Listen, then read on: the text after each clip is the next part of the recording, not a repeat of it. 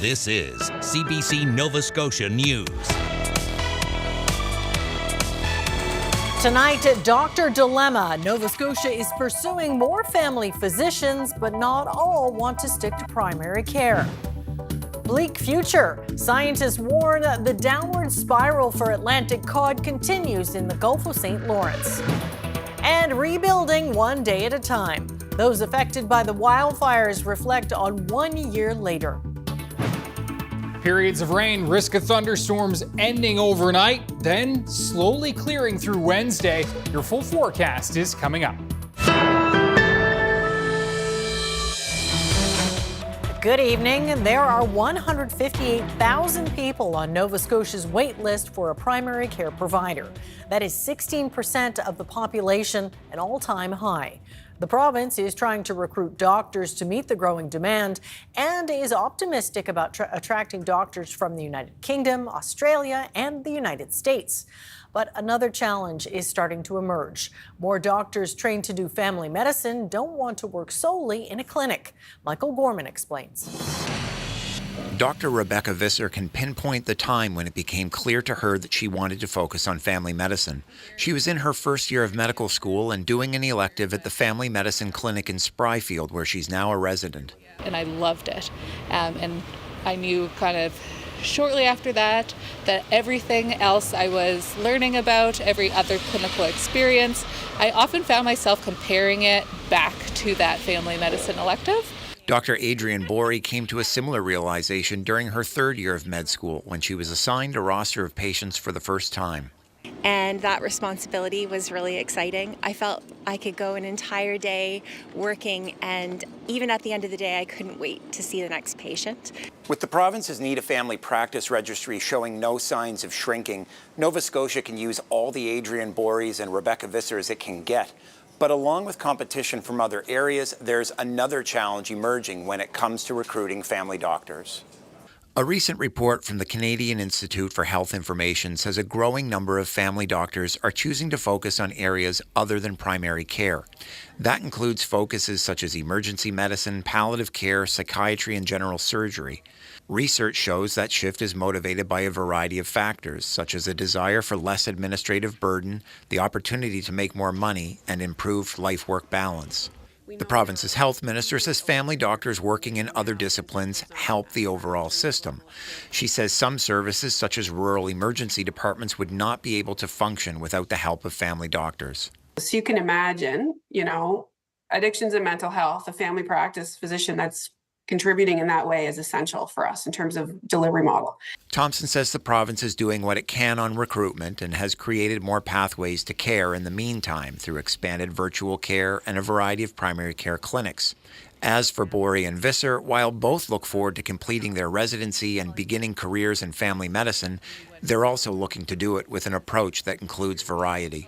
So it might be one day of for example, a prenatal clinic, another day where you're doing some minor procedures, and then just other primary health care and prevention.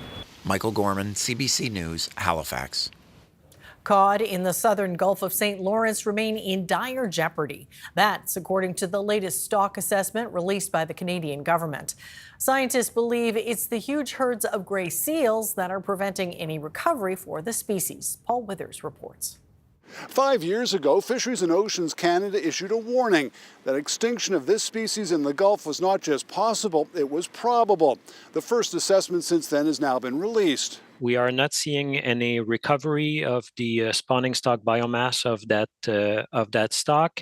It is still experiencing really high levels of natural mortality, especially at the adult stage of the life of these cod. He says between 60 and 70% of cod in the southern Gulf do not survive beyond age 5, are not around long enough to reproduce. So the most likely cause of this increase in natural mortality is an increased predation by gray seals. Cod were able to withstand large numbers of seals in the past, but that was before overfishing caused the population to collapse several decades ago.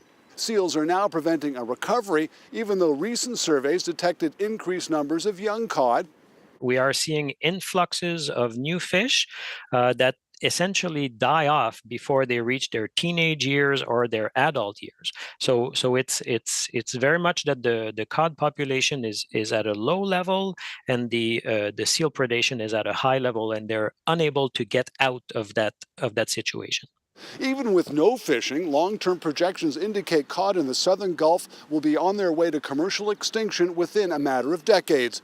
That's when there are so few, it's not worth trying to catch them. Paul Withers, CBC News, Halifax. Lobster catches are piling up in the waters off eastern Cape Breton. Fishermen are floating them in plastic crates, waiting for the market to improve. But one longtime seafood analyst warns that there are risks to holding on to those lobsters. You know, the quality is very important. Right now, we're selling very good, high-quality hard-shell lobster. And if you hold those in surface waters as water warms, do they begin a molting cycle? Do they, you know, what happens to them? Does their quality deteriorate? And you're not guaranteed that you're going to get a higher price. And I talked to seafood industry analyst John Sackton about what he thinks why he thinks there's a glut of lobster at the moment. That's our newsmaker just after 6:30.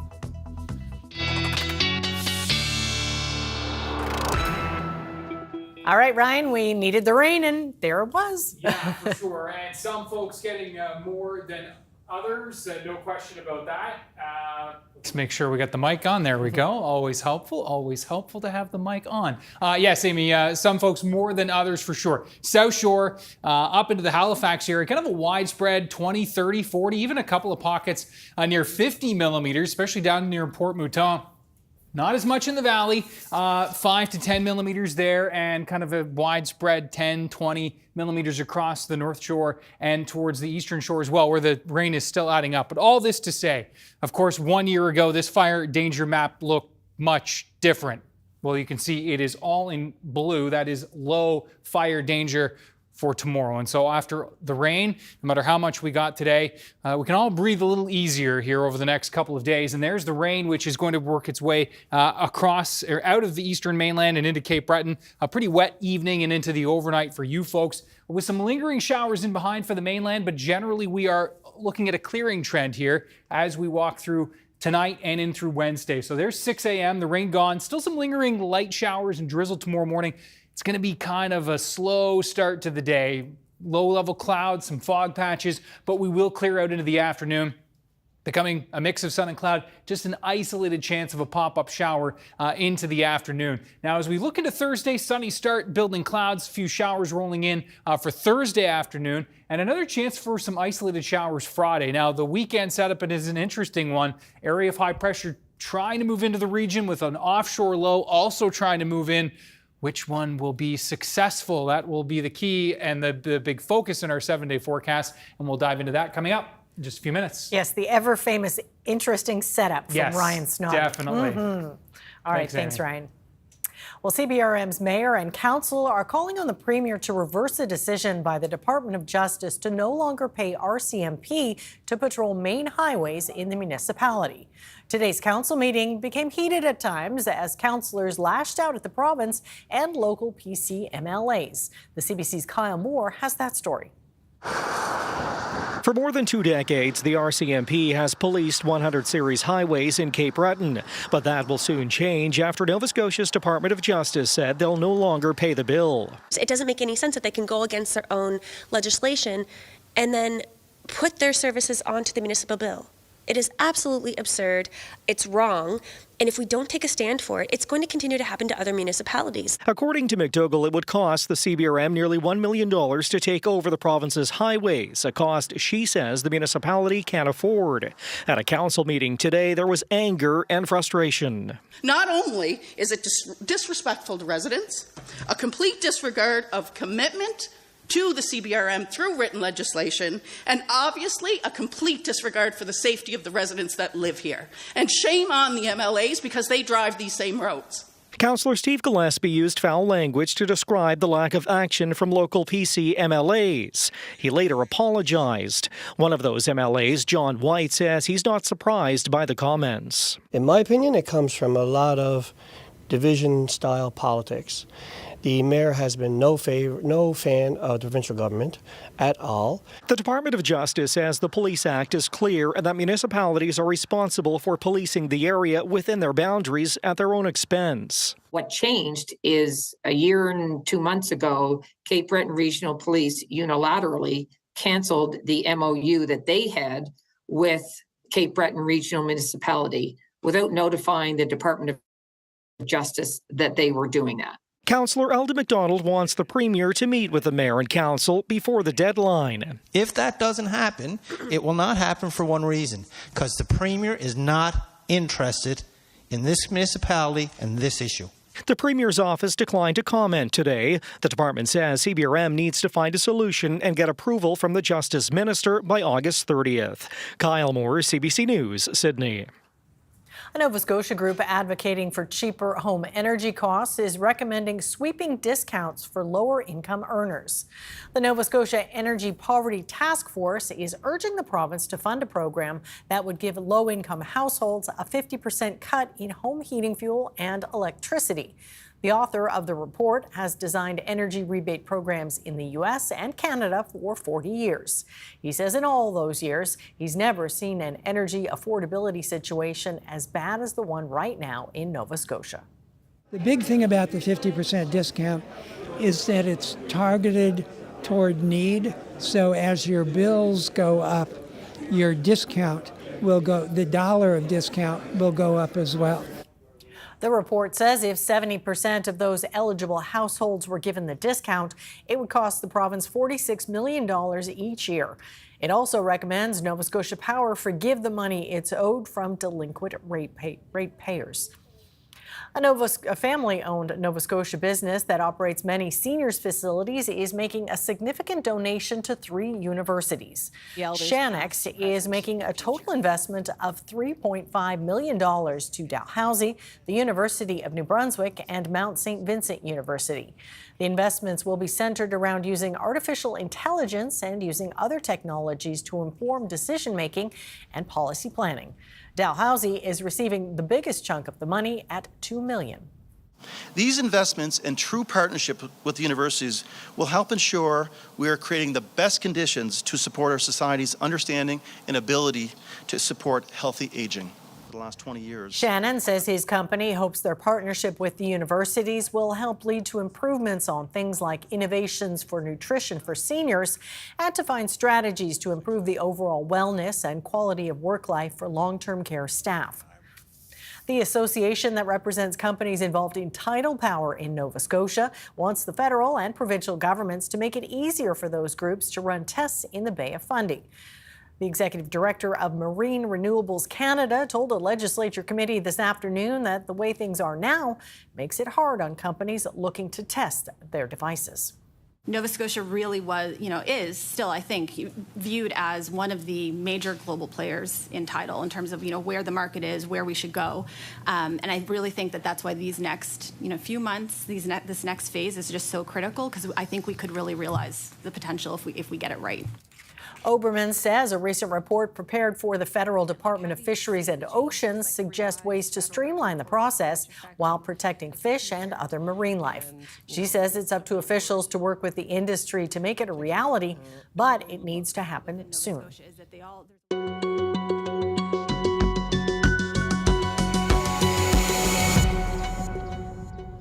We continue this week revisiting the wildfires of May 2023. CBC sat down with 2 people who lost their homes last year, a man from Shelburne County and a woman from the Halifax area. They shared with the CBC's Allie Thompson and Gareth Hampshire what their recovery has been like and how they've had to rebuild more than just their homes, one day at a time. The flames were almost like blowing up to the sky because of the way that the wind was blowing, and it was just red. It just looked like a sea of red, and the second you just see red, Yeah, it's hard to see them and see what was. That looking at the trees is really the horror of that day.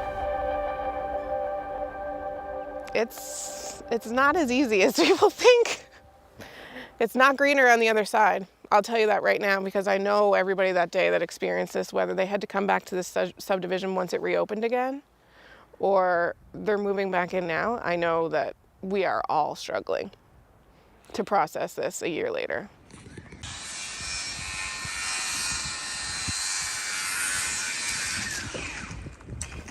I guess I put a happy face on and did what I thought I had to do, which was, make the house for my family and whatnot. And, but on the inside, I guess I was struggling more. I wasn't talking the way I should have been. I should have been talking with my wife, but I wasn't.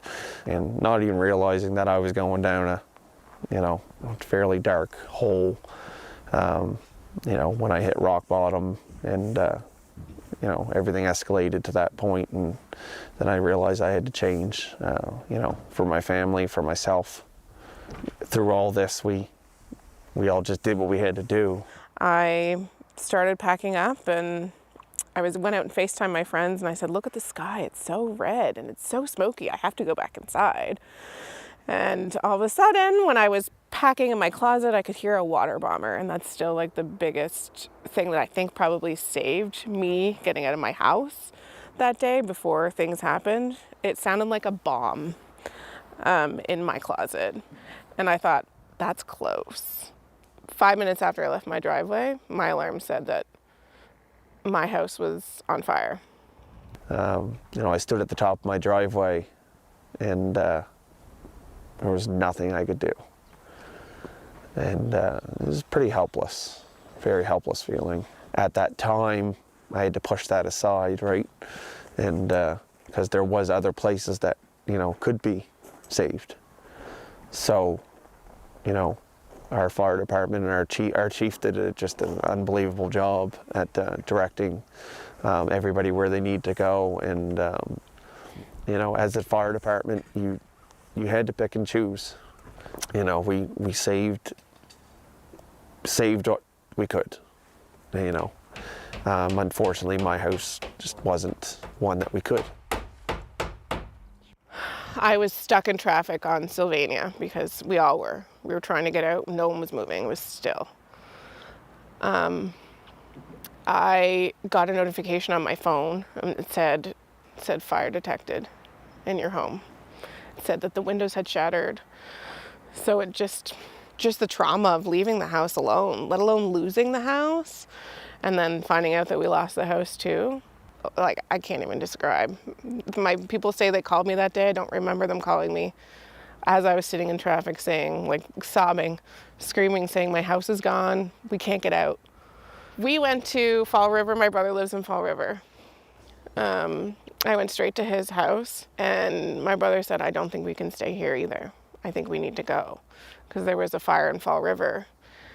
You don't think it's going to happen to me, and it happened. So you just never know if you can feel safe, especially since we didn't have any warning.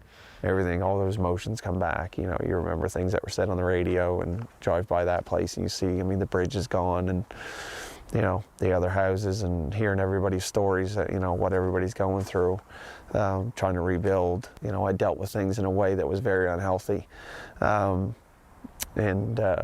almost cost me, more than, it almost cost me my family, right? So,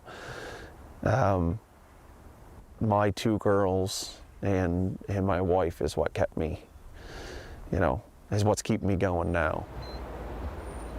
Once we found out when we might be back in our home, I immediately started therapy, because I knew the closer we got to coming back here, the closer and the more I started to, my body was processing the trauma. There was a dark cloud over this house that we were building for the longest time, but just recently, over the last couple of weeks, there's a light over this house now for me to know that there's hope.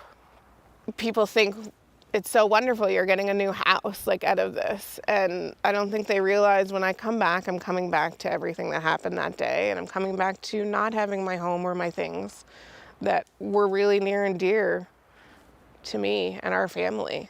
Unrealistically, I could have never gotten any of our Christmas ornaments. Christmas for us is very sentimental. It's ornaments handed down through the years. It's my kids' whole childhood was on that tree. And I think it's really just the things that I could never replace. And that's what I regret not taking the most. It's always emotional to come down and see what's been done, you know, that day or whatever. And if you take a few days and go somewhere and come back and there's more stuff done, it's good. And to see, you know, you can see behind me everybody, you know, when everybody's here working, it's a really good feeling. This land goes back to the early 1700s for my family, the Dominguez family. It was a no-brainer to build back here, obviously. Well, you know, that's the first question a lot of people ask is, you know, are you going to build back? And, well, yeah. Like I said, it's crispy on the sides, but, you know, the main part is still the same, right? This land means more than, you know, it means a lot to me to be able to, you know, to be able to live here and, you know, smell the salt air in the morning.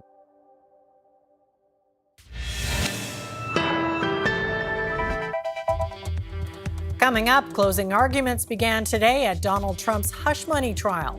Trump's lawyer urged the jury to look past the salacious details.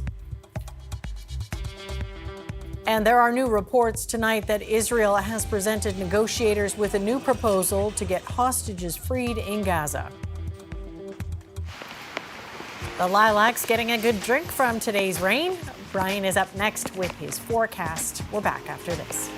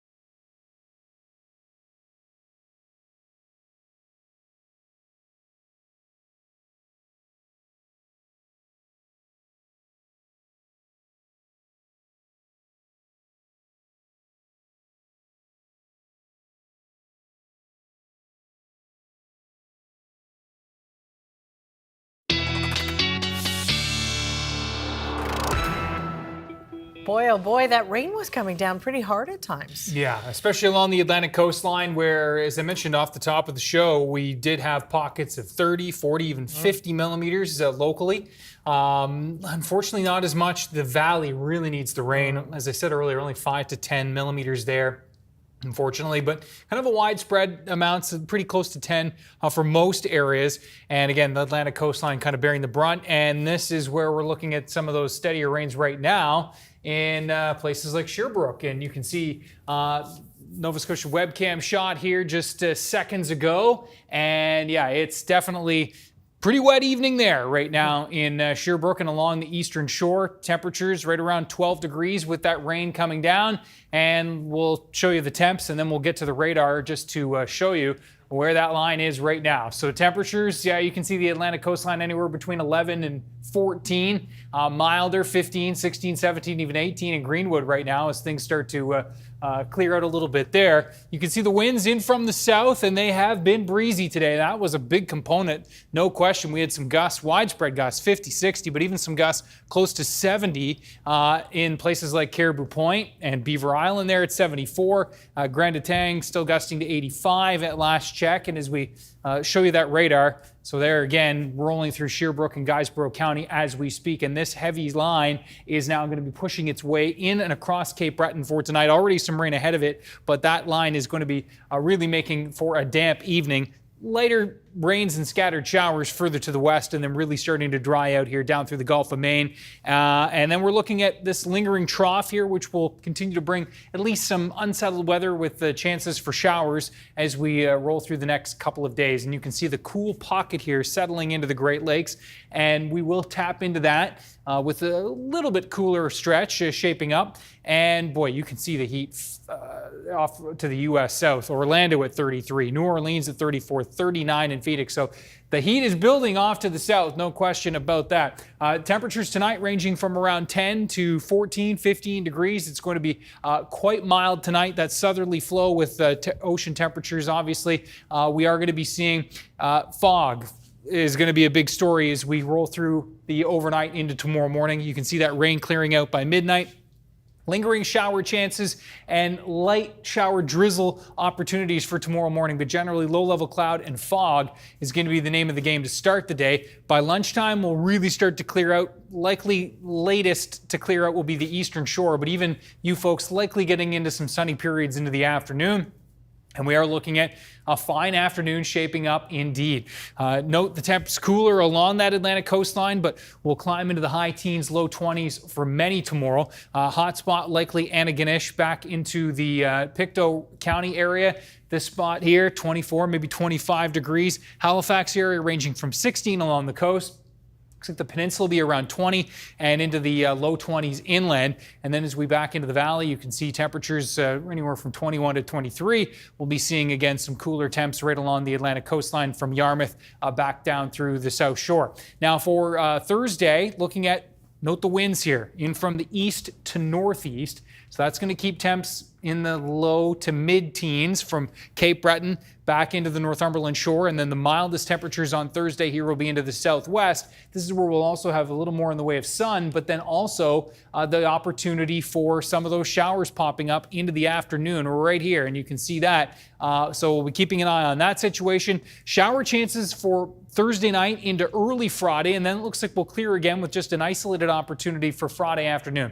This is the setup we're talking about for the weekend.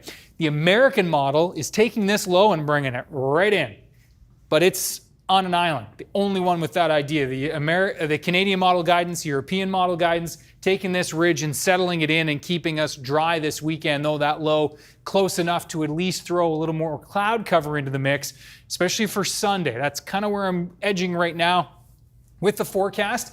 Kind of a brighter sky on Saturday, clouding up a little bit Sunday, but possibility of maybe a shower for Cape Breton and an isolated risk again on Monday, but overall dry. But a little heads up, a little lower confidence than normal with this forecast at this venture of the forecast. So we'll keep you posted on that over the next few days. I guess we don't get to vote on which one. No, right? we don't. But we all know where we're voting for sure. Exactly. All right. Thanks, Ryan. Thank you. Up next, I'll talk with seafood industry expert John Snoddon about lobster fishermen holding on to their catches to deal with an oversupply in the market.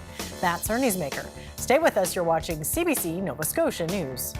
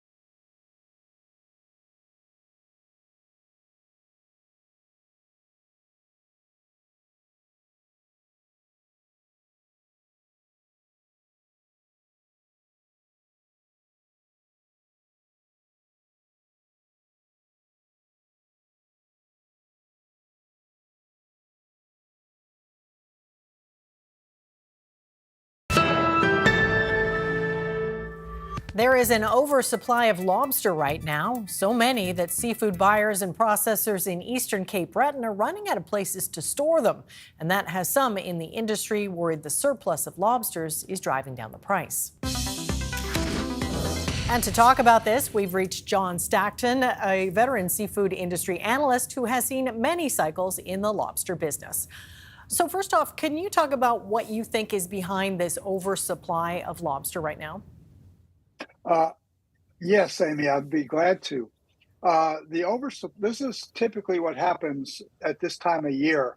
Once the seasons have been open in a few weeks, once Quebec lobsters have come in, once some of the Gulf fisheries in PEI and New Brunswick have been open, we get to a point where there's plenty of lobsters around and the prices drop back down to, let's say, a more normal range. And this year, the only difference was that in April, we had really record high prices, and I mean high wholesale prices in the U.S., but also very high shore prices in Nova Scotia. But once the season kind of got going and there's plenty more lobsters in the pipeline, prices naturally come down. And this is a seasonal pattern that repeats every year. Now, this year, it is true that we're a little bit lower in terms of pricing than we were in 23 and 2022, obviously. But the general situation is that the next 30 days are most likely the lowest prices of the year. Well, where do you think the price will end up settling?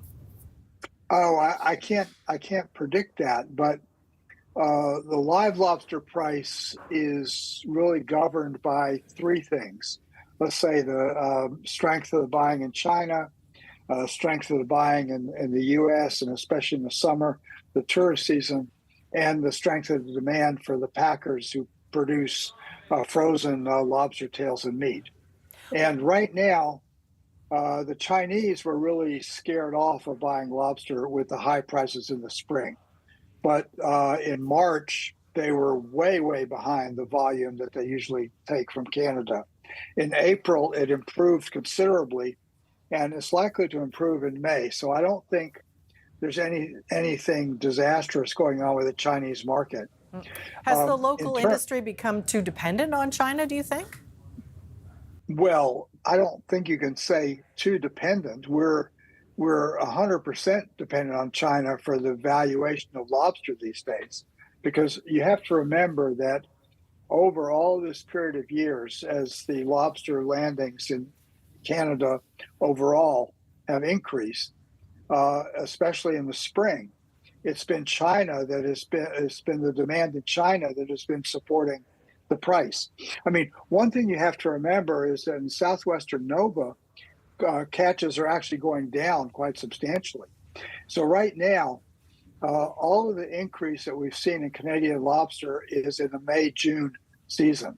So we have much higher volumes in Quebec, we have higher volumes in the Gulf, we have higher volumes in Newfoundland, because all these lobsters are coming north, and these LFAs all open at this time of year, as opposed to November, December in southwestern Nova.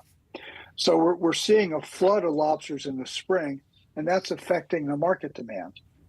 Well, given the pocketbook challenges many people are facing, do you think lobster will soon be seen as too much of a splurge for some people? Well, right now, it's not just lobster. It's snow crab, it's cod, it's halibut. Every single species, every single seafood item that is sort of exported out of Canada is seeing consumer resistance to high pricing. And that resistance is partly because prices of other commodities have gone up so much that their share of the seafood dollar is shrinking.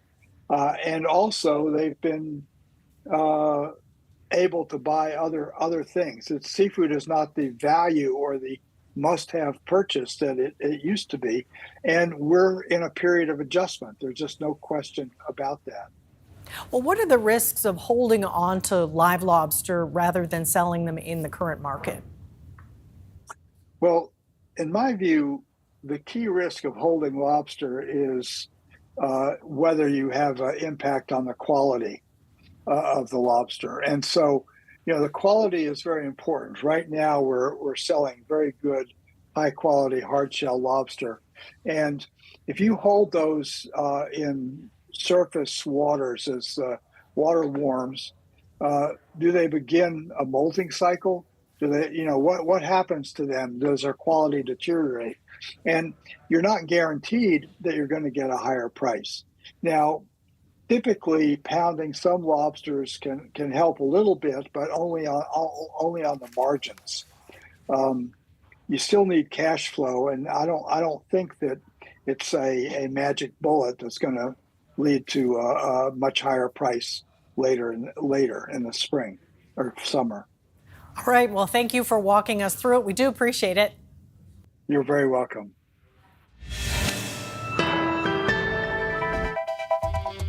Coming up, Spain, Norway, and Ireland formally recognize a Palestinian state.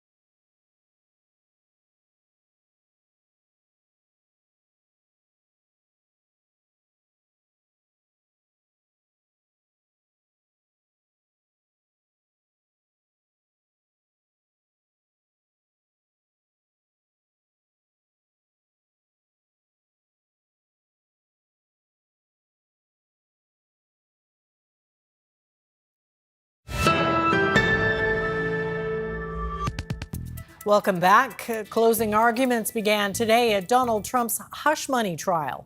Trump faced a battery of reporters' questions today, as he has many times over the past 5 weeks. Mr. Trump, how are you feeling about today? Are you confident with your lawyers? Do you trust God? Trump's lawyer urged the jury to look past the salacious details of the trial and find Trump not guilty. At its center are reimbursements paid to Trump's former lawyer, Michael Cohen, just ahead of the 2016 presidential election. Prosecutors say the money went to porn actor Stormy Daniels to prevent her story from speaking out about a sexual encounter with Trump. He denies any wrongdoing. Several of the former U.S. president's children, Donald Trump Jr., Eric Trump, and Tiffany, were sitting behind him in court. 3 more countries have announced they are formally recognizing a Palestinian state. Ireland, Spain, and Norway made their decisions last week, and they were finalized today. Journalist Anna Cunningham reports.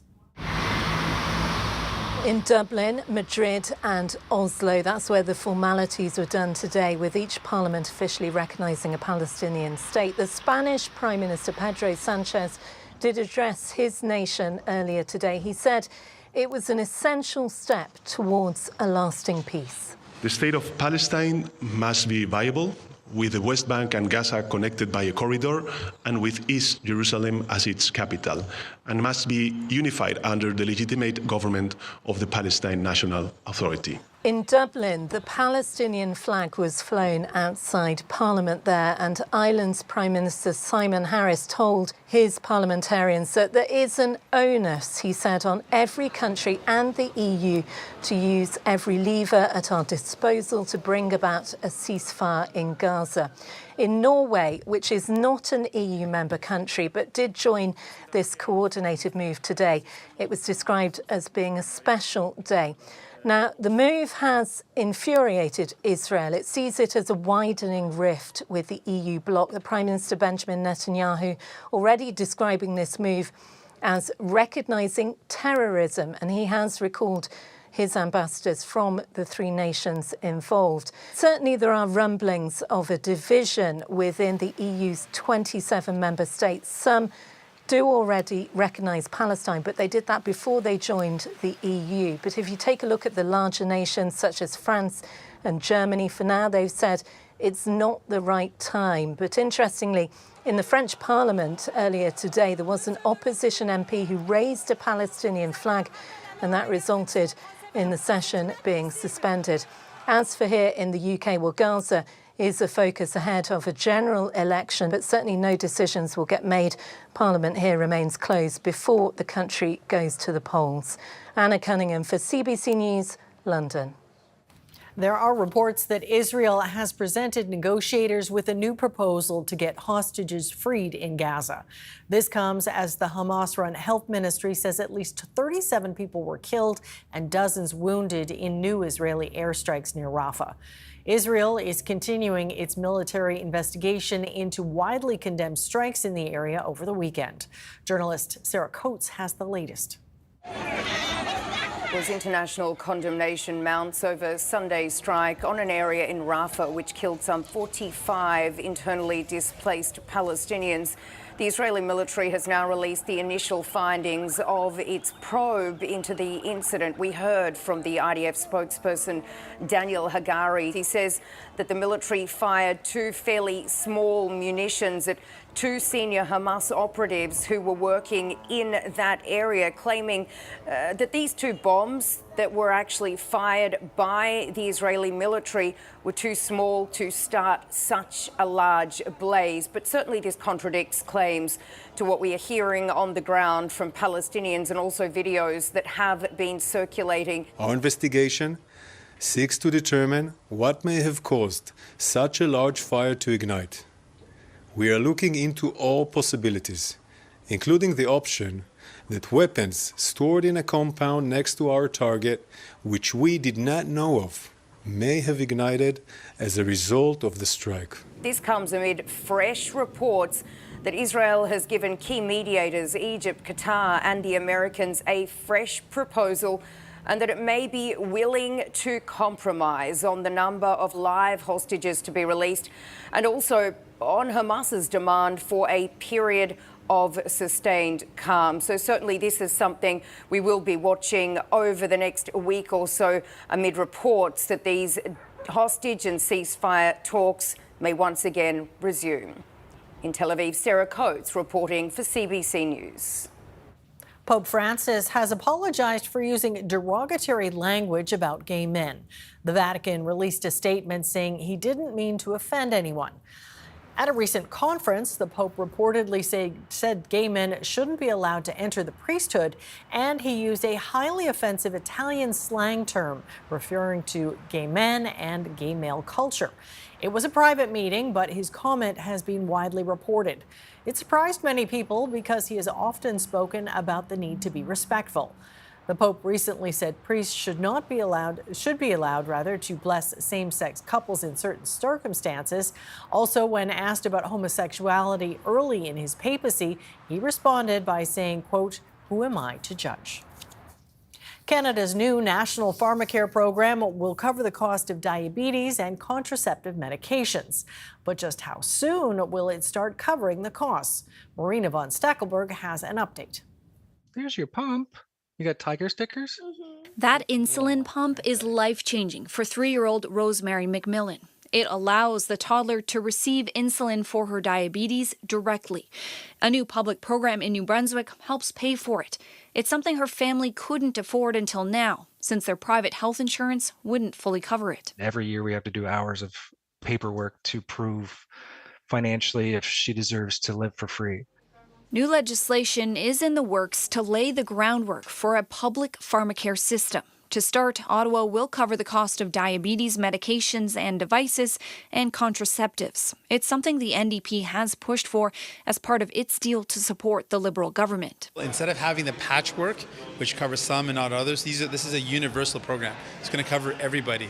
But there has been opposition from insurance and pharmaceutical companies that don't want a universal system. It is about taking care of the Canadians who are uninsured or underinsured and for whatever reason don't have access to an employer program, for example. The Bloc Québécois and Conservatives have also voted against the program. I should be aghast that a 4-page bill, if you take out the preamble, is what this NDP Liberal coalition thinks a pharmacare bill should look like. But pharmacare advocates point out Canada is the only country that has universal health care, but no universal drug coverage. We've had study after study, commission after commission show that pharmacare would help Canadians immensely by not only dramatically improving their access to medications, but also bringing down drug prices.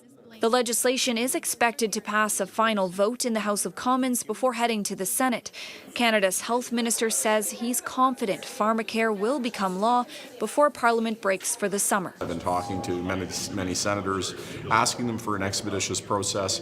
Ottawa will then have to make deals with all the provinces and territories, since they're responsible for health care and currently operate a patchwork of publicly funded drug plans.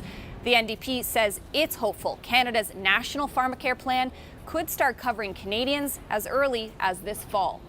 Marina von Stackelberg, CBC News, Ottawa. Some wine growers in Ontario are trying out new technology to combat an age-old enemy in the vineyard. Powdery mildew and fungi on the vine can be disastrous and destroy entire grape crops if not properly managed. Farmers usually rely on chemicals to control it. But as Annan Rom shows us, the winery in the Niagara region is testing a new green system. This harvester has been modified to take on one of winemaking's oldest enemies. It's using a combo of UV light, ozone, and hydrogen peroxide to attack fungus, yet safe enough for our camera to follow closely. So far, the results are unbelievably promising. We're able to ensure that the levels of powdery mildew, downy mildew, and black rot were kept in check. Fungal disease is typically controlled by toxic chemical sprays, so the fruit doesn't rot and become unusable. We're in the part of the season where these vines are about to bloom, and it's critical to deal with powdery mildew because if left untreated, a bad year in Ontario could see as many as 5,000 tons of grapes wasted. You multiply that across North America, across Europe, hundreds and hundreds of millions of bottles of wine never get made. It could also save farmers thousands of dollars spent on those conventional chemicals. Black rot, downy mildew, etc. But some experts say this solution can't tackle every threat. So what do you think about this approach? Ultraviolet and peroxide, they're very ineffective typically against these other fungal pathogens. And we have 4 or 5 of them that in great production in this part of the world. We're looking for some yellow stain. But the problem is growing. The effects of climate change are expanding the conditions that fungi love. And in 2017, we saw some more fires, more smoke, trapping the humidity on the ground.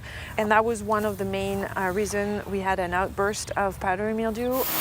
Back in Ontario, this system needs more testing, but the hope is to commercialize and share. I've got a lot of colleague grape growers around North America and wineries. We're inviting them to come out and see it. A chance to see the art and science of winemaking take a sustainable step forward. Anand Ram, CBC News, Lincoln, Ontario. Losses in industrial, utility, and financial stocks weighed on the Toronto stock market as Canada's main stock index fell more than 100 points today. Here's a look at the markets as we go to break.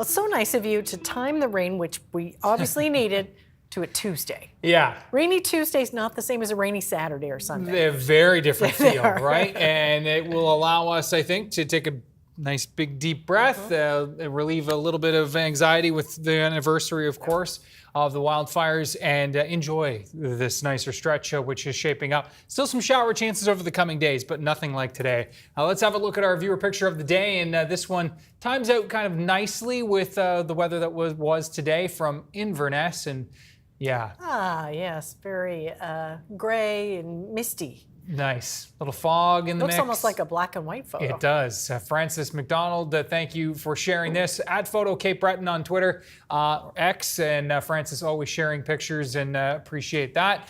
You can see temperatures tomorrow, widespread, high teens, low 20s. Note that sliver of green there along the Atlantic coastline. That will be the cooler onshore temps there. And yeah, places like Parsboro as well, bit of an onshore flow through Cobequid Bay. Those will be the cooler spots. Thursday, a shift to a east to northeast flow, and we are looking at those temps cooler in the northeast, still climbing to near 20 and through the south and west. And again, just some isolated shower chances Wednesday. It is a better risk for Thursday, especially in the southwest of the province, as you will see here. So there's Wednesday, walking you through now Thursday morning, increasing clouds Thursday, and there are those shower chances into the afternoon in the west. And then we all get into the mix for Thursday night. Again, still some uncertainty for the weekend, but trending towards a drier feel. So some good news there. We've got some time. Yeah. Okay, well, you remember this iconic house from the classic 90s franchise Home Alone. Well, for the right price, it can be yours. The Chicago area home that was the site of Kevin McAllister's antics is up for sale. There it is. It's described in a listing as a legendary holiday dream home reimagined for modern-day luxury. But it doesn't come cheap. It has a price tag of about $7 million Canadian, and as they say in the movie, you can keep the change, you filthy animal. Love that movie. Yeah. All right, that's it for us tonight. Thanks for watching. We'll see you next time. Good night.